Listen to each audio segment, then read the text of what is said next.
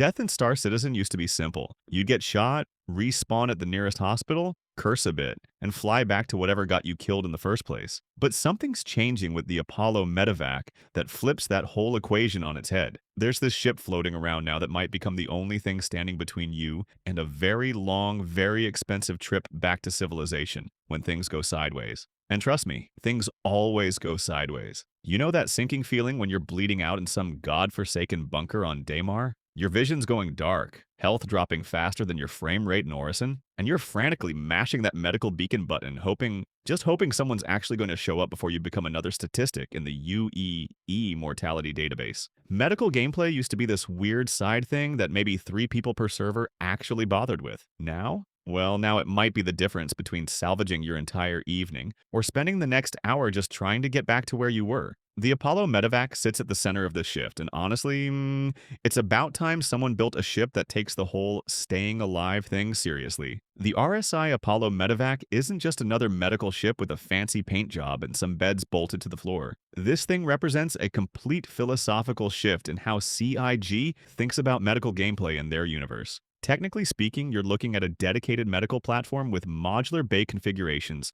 supporting Tier 1, 2, and 3 medical beds. Basically a flying trauma center that can adapt to whatever medical nightmare you've stumbled into. But here's where it gets complicated. Most people think medical ships are just fancy ambulances. Pick up the broken pilot, stabilize them enough so they don't die during transport, then haul them back to the nearest hospital. That's not what the Apollo does. This ship eliminates the transport part entirely by bringing full surgical capabilities directly to wherever you manage to get yourself nearly killed. The real kicker? With rumors swirling that the Idris might lose its Tier 1 medical capabilities, the Apollo could become the only flyable ship capable of full character resurrection. That's not just convenient, that's potentially the difference between your organization being able to sustain long-term operations and having to pack up and go home every time someone takes a railgun round to the chest. Here's what nobody talks about when they're drooling over the Apollo's medical specs. The ship's real superpower isn't its healing capability, it's its adaptability. Those modular medical bays aren't just different configurations of the same thing. They're completely different approaches to medical support that change how you operate in the field. Planning to support a large-scale organization battle where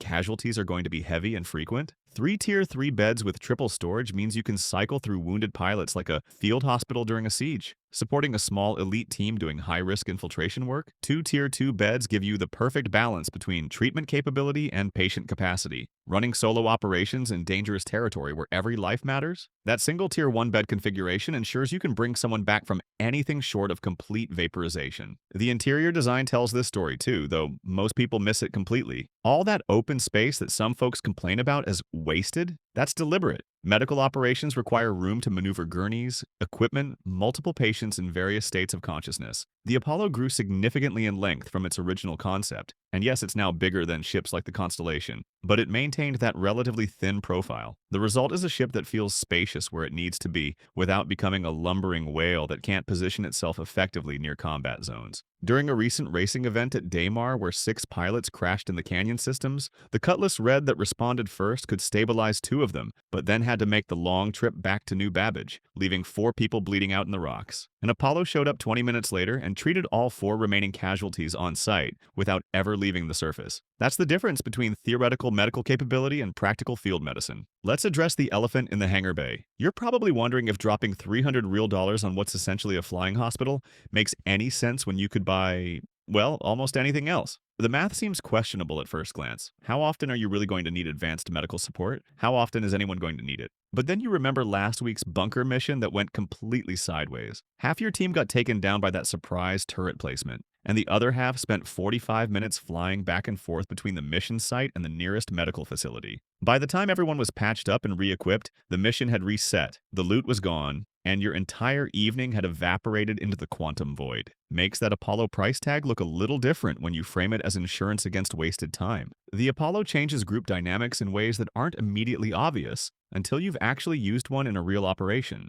When you roll up to a mission site with an Apollo in your fleet composition, you're not just bringing another ship. You're fundamentally altering the risk-reward calculation for everyone involved. That main room with triage written on the wall isn't a labeling mistake or some developer oversight. Triage is a medical term that comes from the French word meaning to sort. It's where medical personnel quickly assess multiple patients to determine who needs treatment, first based on injury severity. That open space isn't empty by accident. It's designed specifically for situations where you've got multiple casualties coming in simultaneously and need to make rapid decisions about who gets which level of care. The three-stage rear ramp system supports this too. Most ships have simple ramps that either open or don't. The Apollo's ramp can open partially for quick patient transfers or fully deploy for major evacuation scenarios. Eventually, when ship-to-ship docking becomes functional, that rear docking collar will allow direct patient transfers from disabled vessels without anyone having to EVA through potentially hostile space. During a recent operation near ArcCorp, your org was running a complex cargo interdiction, with a Mercury Star runner handling the actual hauling,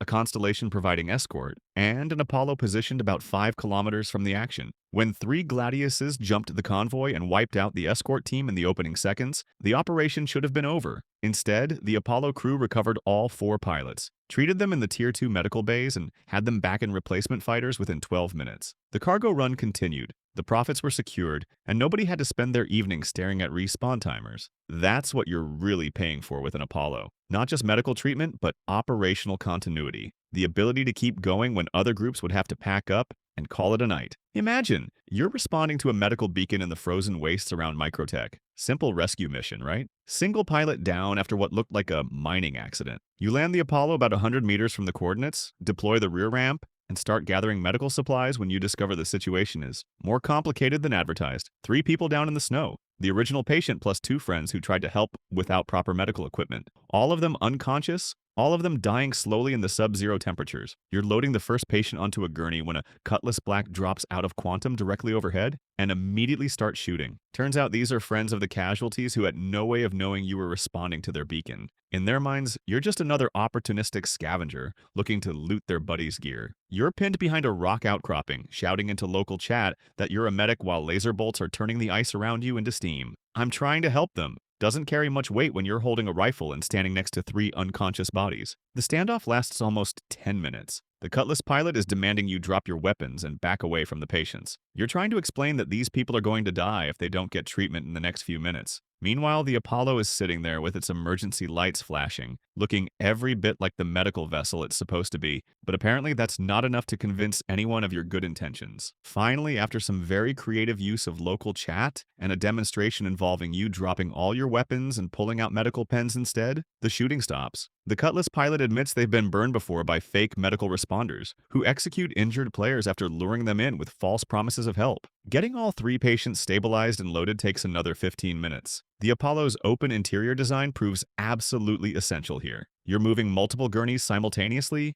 setting up temporary treatment areas, coordinating with the Cutlass crew who are now helping instead of shooting. By the time everyone's stable and recovering in the medical bays, you've gained 3 new contacts, earned a substantial payment in both credits and rare mining components, and collected one of those stories that makes the whole medical profession worthwhile. The Apollo represents something larger than just another ship release. It's RSY's attempt to create truly specialized profession vessels that excel at one thing instead of trying to be mediocre at everything. Looking at how medical systems are evolving, with more complex injury mechanics and longer-term consequences for poor medical care, the Apollo isn't just designed for current gameplay. It's positioned to become more essential as these systems mature. The ship's relationship with capital vessels like the Idris is particularly telling. The Apollo is too large to fit inside an Idris hangar. That's not an oversight. It's a design choice. Rather than every capital ship being completely self-sufficient for medical needs, CIG is creating interdependencies that require fleet coordination. The recent changes to Idris medical capabilities, potentially downgrading from Tier 1 to Tier 2, reinforce this approach. Specialized support vessels become necessary rather than optional. For immediate tactical applications, position your Apollo 2 to 5 kilometers from active combat zones. Close enough for rapid patient transport, far enough to avoid becoming a target yourself. Despite its medical focus, the ship carries respectable defensive armament. 16 size 2 missiles and 2,600 burst DPS when the turret is slaved to pilot controls. That's enough to discourage casual opportunists and buy time for friendly escorts to respond. The sound design deserves mention here because it's genuinely exceptional. From the distinctive engine notes that announce your arrival as a medical vessel to the interior alert systems and emergency lighting, everything reinforces the ship's identity. When people hear an Apollo approaching, they know what it is and why it's there. For newer medical operators, start with Tier 3 configurations. More beds mean more room for error and more opportunities to practice different treatment scenarios. Advanced users should focus on Tier 1 setups and the complex consumable management they require. Those medical canisters cost 100,000 a UEC each,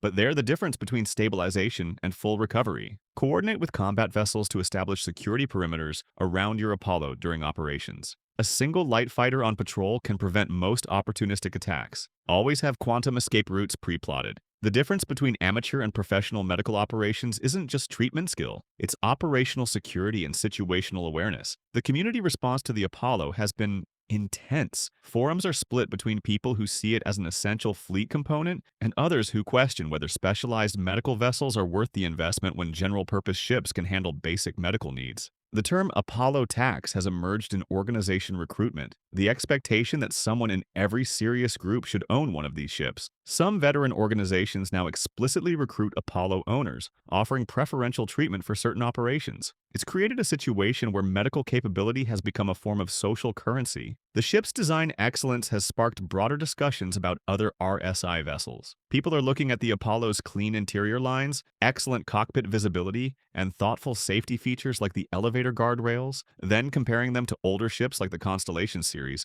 with its notoriously dangerous entry-exit system. There's growing pressure for design updates across RSY's catalog. Medical gameplay itself remains somewhat niche, but the Apollo's capabilities are changing that calculus. When medical support can mean the difference between mission success and complete failure, suddenly everyone wants to understand how it works. The ship is creating its own demand for the profession it's designed to support. Maximizing your Apollo investment requires understanding both its capabilities and limitations. Replace the stock CF447 Rhinos with Omniski 12s for extended operations without ballistic ammunition concerns. If you're expecting hostile contact, consider bearing laser repeaters for better tracking against small, fast targets that might threaten your medical operations. Establish standard operating procedures with your organization. Designate specific landing zones 2 to 5 kilometers from combat areas with clear approach and departure vectors. Train your security escorts to maintain defensive perimeters without interfering with medical operations. Practice patient handoff procedures so everyone knows their role when casualties start coming in. Stock your medical inventory strategically. Fill those refrigerators and storage lockers with a mix of medical pen 1s for minor injuries, medical pen 2s for critical stabilization,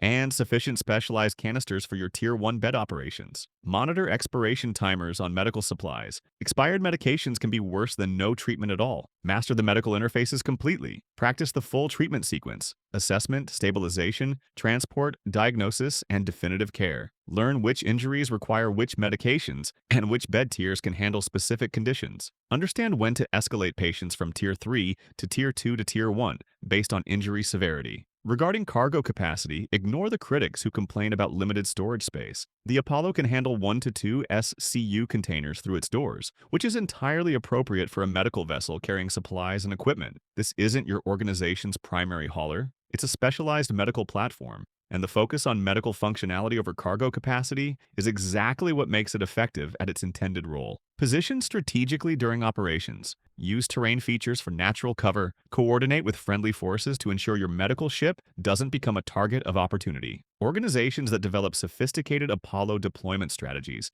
will maintain operational capability long after less prepared groups have been forced to withdraw for medical support. The Apollo Medevac bridges the gap between basic field medicine and full hospital capabilities, enabling sustained operations away from major medical facilities. Whether you're considering adding one to your fleet or optimizing existing medical operations, understanding these systems fully transforms how you approach high-risk activities in the verse. Share your Apollo experiences below. What medical configurations work best for your operations? Have you successfully maintained team effectiveness during extended missions using Apollo support? The community's collective experience helps everyone improve their medical response capabilities. Join Discord for regular medical training sessions. Effective medical gameplay requires teamwork and communication, skills that benefit from regular practice in controlled environments. The Apollo Medevac represents a maturation of Star Citizen's approach to specialized profession gameplay. In a universe where death carries real consequences, the ability to prevent or reverse those consequences becomes invaluable. As medical systems continue evolving through future patches,